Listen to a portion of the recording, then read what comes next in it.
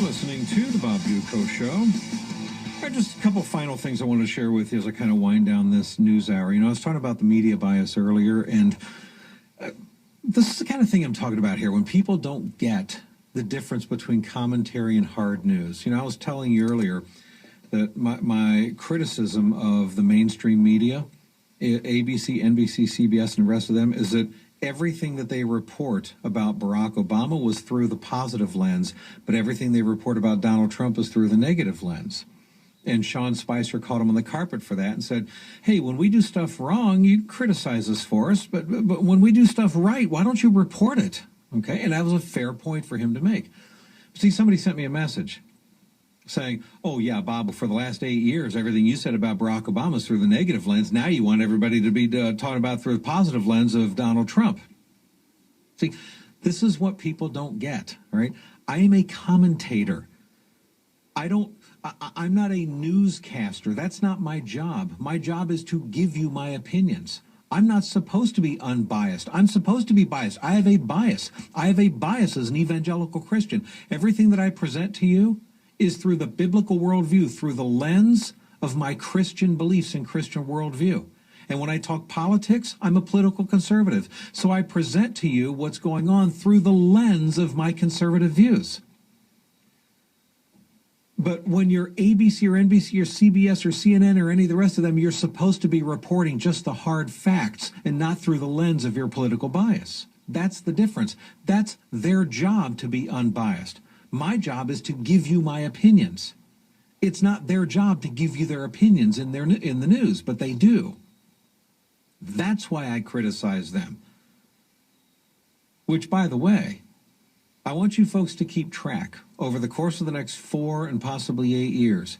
And you see for yourself how many times I criticize Donald Trump. You're going to be amazed how often it happens. But I'll probably compliment him more often than I criticize him based on the policies that he does. And with Barack Obama, if you were intellectually honest, you could write down, I don't know how many dozens, if not hundreds of times I complimented Barack Obama for things he did right. But let's be honest, they were far outweighed by the things he did wrong. It was because of his policies. So you got to keep that in mind. Here's a perfect example of this. How many of you read from ABC, NBC, CBS, CNN, and the rest of them, how many of you read this nice little warm human interest story about something that Trump did at his inauguration? I don't know if you heard about this, but there was a guy, 24-year-old guy, Shane Bovett is his name, and he wanted to go see Donald Trump. He's a FedEx courier or driver or something. Wanted to go see Donald Trump at the inauguration, but he didn't have the money to do it. So he had to borrow the money to go to Washington. And he didn't even have a suit. So he had to borrow a suit and borrow some dress shoes from somebody to go there. But because he wanted to go to the inauguration, Donald Trump found out about this and met with him personally, kind of a backstage kind of thing in a room. Met with him, posed for pictures with him. You know, just his way of saying, hey, you know, thanks, I appreciate that. You know, because it's a good human interest story. Somebody told Donald Trump about it, and Trump was like, oh, wow, this is cool. I want to meet this guy. So he met with him personally, got on the phone, talked to his dad, and as Trump walked away, now the Washington Post, I'll give them credit, but the Washington Post had a reporter in the room, so they went ahead and reported this, okay? As Trump walked away, Trump put his hand on the man's back, and then Trump whispered to his aide, send him a personal check for $10,000. Told his personal aide to cut a check out of Donald Trump's personal bank account for $10,000 to the guy. The guy heard this and started crying. And then Donald Trump just left, went about his business, continued the inauguration and everything else. Didn't do it for the cameras, wasn't anything like that. Now, again, am I trying to say Donald Trump is perfect? No. Are there times Donald Trump would act like a jerk? Of course. I'm not denying that. Any human being is going to be like that. But you get a human interest story like this. Any of you know about this before I just now told you? I'll bet you didn't.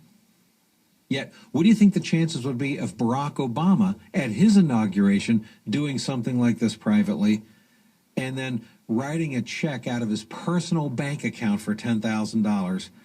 Yes, I know $10,000 is more money to Barack Obama than Donald Trump. I get that. But any amount, $1,000, whatever it is, out of his personal bank account. You think there's any chance the media would ignore a story like that? So those are the kind of things I'm talking about, that it's like, come on, press. Sean Spicer is absolutely right. Be fair. Nobody's saying you can't criticize the president. Nobody's saying you can't ask tough questions. Nobody's saying you can't call him on the carpet. Nobody's saying that you can't be hard on the president. I'm not saying that. But as Sean Spicer said, does all of what you report have to be negative? Everything has to be negative?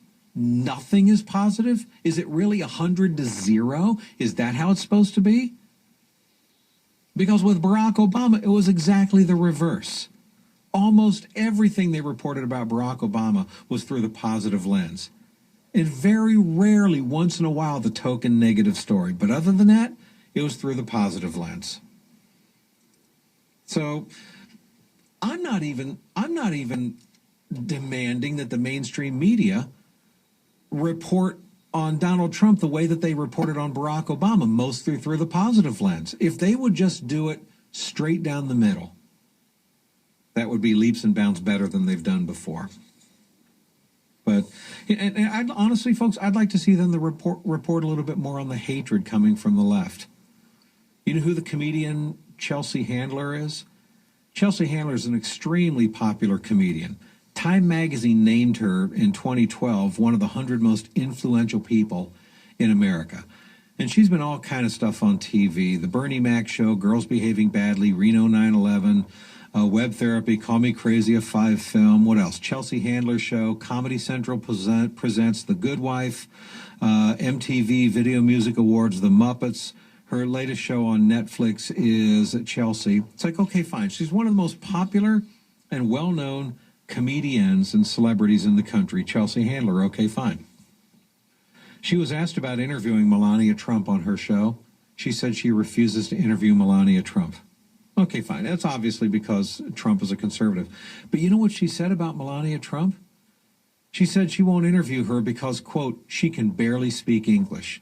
And then she makes fun of Melania Trump and mocks her because of her accent. And by the way, Chelsea Handler has been repeatedly mocking Melania Trump for her accent, tweeting over the last few months things like, quote, Trump said Melania will give 2 or 3 more speeches. Hopefully an interpreter will be present. She also tweeted, she sounds like he learned how to say China from Melania.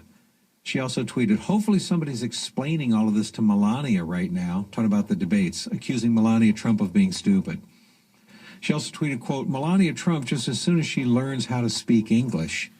So making fun of and mocking Melania Trump's accent and implying that somehow she's stupid and she doesn't speak English well enough. You know what amazes me about this? Melania Trump should be the poster child for Hollywood celebrities and for the media to love her, right? She's an immigrant. She's a foreigner. She's an immigrant. Isn't that what the left says? Oh, we're about diversity. We're about multiculturalism. Isn't Melania Trump the epitome, the poster child of multiculturalism? A foreign-born person who's an immigrant in the United States? Shouldn't the media be having a slobbering love affair over Melania Trump? Not to mention the fact that she's glamorous and has a high fashion sense and all that kind of stuff. They ought to be seizing on this. They're not. They're not. They're just criticizing Melania Trump. And anybody criticizing Chelsea Handler for this?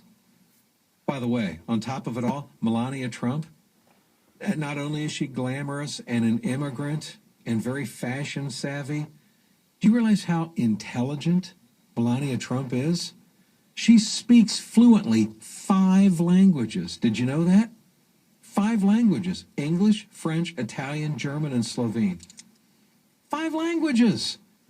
How many of you even knew that before I just now told you? You think there's any chance if Michelle Obama spoke 5 languages that wouldn't be known by pretty much everybody, because everybody in the media would be just going on about, wow, what an intelligent woman she is, a 5 languages. No, Chelsea Handler can make fun of Melania. I'm not going to interview her. I hardly speak English. I hardly understand her, making fun of her and implying that she's stupid. Anybody in the press calling Chelsea Handler on the carpet? Any liberals in Hollywood offended by what Chelsea Handler is saying about Melania Trump? Just something for you folks to consider. right, you're listening to the Bob Duco Show.